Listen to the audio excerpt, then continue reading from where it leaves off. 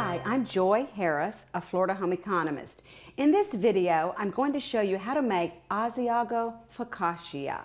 Now for this recipe, you start with frozen dinner rolls. These are frozen yeast rolls, individually sized, and you need to put them out on a pan that you have covered with olive oil, about 2 tablespoons of olive oil, and do this at least 2 hours before you're ready to start baking, because the rolls need to thaw out and then they'll rise to where they're double in size, and they're very, very fluffy, and these are still frozen hard.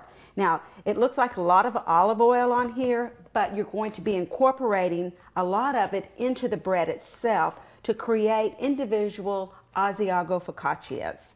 And this will make about 6. As you push down the yeast roll and spread the individual ones out into serving size portions, you can stretch them a little bigger than what you think you would want, because they're a kind of elastic, and they're going to go back and come back together to a smaller size. And then flip them over, and with your fingers make indentations in the bread so that can hold the cheese and also hold the additional olive oil. Now, after you've got your dough completely covered with the olive oil, then you add the ingredients. Now for this, all you need is about 2 cloves of minced garlic, and you just use your fingers again here and spread. It would be 1 clove per 3, and I used a little more than 2 cloves, but just spread it evenly on top of the olive oil, and the olive oil helps to spread it more evenly as well, so it's a little bit slippery here. And then the next thing is to add some grated onion. Now you could add chopped onion if you like, but I like to just grate a little bit of onion right on top of each of these.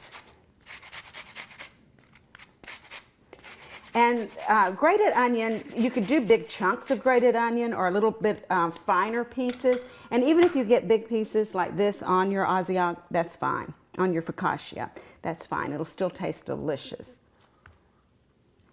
Put a little onion on there. I like grated onion because it still gives you a great onion flavor, but it's not so strong, because the star of the show here is the cheese. But before we add that, here I have about a teaspoon of pepper, a teaspoon of salt, and a teaspoon of oregano. And I just keep this mixture together so that I can sprinkle it easily and individually dough.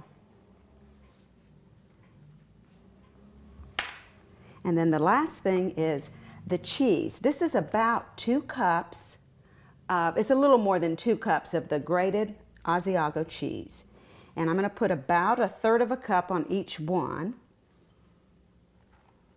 And then these will bake in a 375-degree oven, so it's a fairly hot oven, for about 15 minutes. But you want to watch them very, very carefully, because the dough is so thin that they're very quick to overcook. So you don't want to overcook them.